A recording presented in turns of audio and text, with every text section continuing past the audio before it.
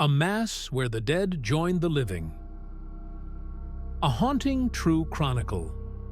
In the fog-shrouded annals of medieval Christendom, where the veil between heaven and earth grew thin during sacred rites, and every candle flame held the promise of divine mystery or unearthly dread, there endures a tale of a Mass where the dead join the living.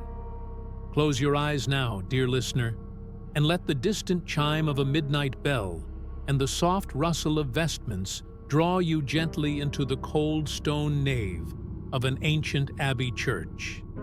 This is a chronicle etched in the brittle pages of a 14th-century monastic diary from the cloisters of St. Augustine's Priory in the misty moors of northern England, crafted to lull your restless mind into deep, profound, and undisturbed slumber.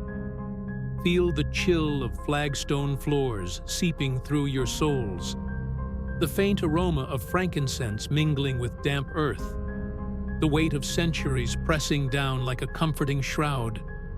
Breathe deeply, in through your nose, out through your mouth, and allow the measured cadence of my words to weave around you like incense smoke, guiding you downward into a realm where worries fade, like echoes in vaulted halls.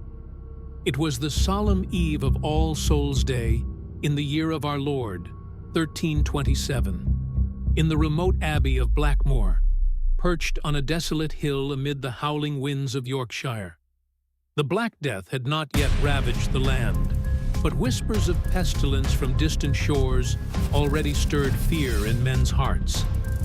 The abbey housed a small community of Benedictine monks, barely a dozen souls, led by Abbot Reginald, a pious man scarred by years of fasting and vigil. The brothers spent their days in labor and prayer, their nights in the choir stalls chanting the divine office. The church itself was ancient, its walls etched with carvings of saints and sinners, its crypt filled with the bones of long-forgotten brethren. On this night, as custom decreed, the monks gathered for a solemn requiem mass to pray for the faithful departed. The air was thick with anticipation. All Souls was a time when the living interceded for the dead, and legends spoke of souls returning to seek solace or deliver warnings. As Vespers ended and the hour approached midnight, the wind outside rose to a furious gale, rattling the leaded windows and extinguishing torches in the cloister. Abbot Reginald, vested in black chasuble, embroidered with silver crosses, processed into the chancel with his brethren. The altar candles flickered uneasily, casting elongated shadows that danced like restless spirits across the stone. The Mass began as always. The introit, Requiem aeternam dona eis Domine, chanted in solemn Gregorian tones. The monks' voices blended in harmony, a low rumble that seemed to vibrate the very foundations. But as the Kyrie Eleison commenced, something shifted. The air grew unnaturally cold, breath visible in puffs before each singer's lips. Abbot Reginald raised his hands for the collect, his voice steady. "O God, who hast commanded us to honor our father and mother." Yet midway through, a faint whisper joined the prayer, not from the living choir, but from the shadows beyond the root screen. At first, the monks dismissed it as the wind, but the whispers multiplied, soft and indistinct, weaving through their chant like threads in a tapestry. Faces paled. Brother Simon, the youngest, dropped his missal with a clatter. Abbot Reginald continued undaunted, elevating the host during the consecration. As the bell rang thrice, the whispers coalesced into voices, many voices, harmonious yet haunting, singing the Sanctus in perfect Latin. The monks froze.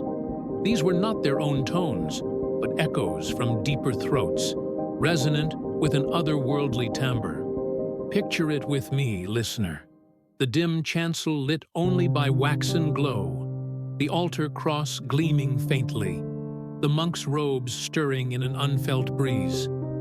Feel your own breath slow, your body sink heavier into repose as the mystery deepens.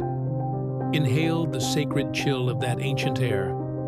Exhale gently, releasing the day's burdens like leaves carried on the wind. The voices grew clearer, filling the nave with a chorus that seemed to rise from the crypt below. Brother Elias, the sacristan, glanced toward the choir stalls and gasped.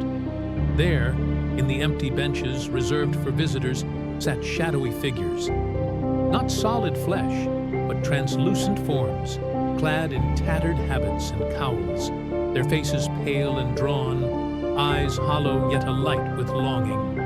They were the dead monks of Blackmoor, risen from their tombs to join the living in prayer.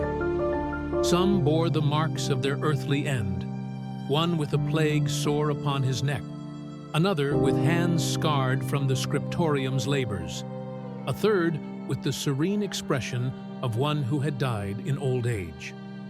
Abbot Reginald, sensing the shift, did not falter. His voice rang out for the Agnus Dei, and the spectral choir responded in kind, their tones blending seamlessly with the living.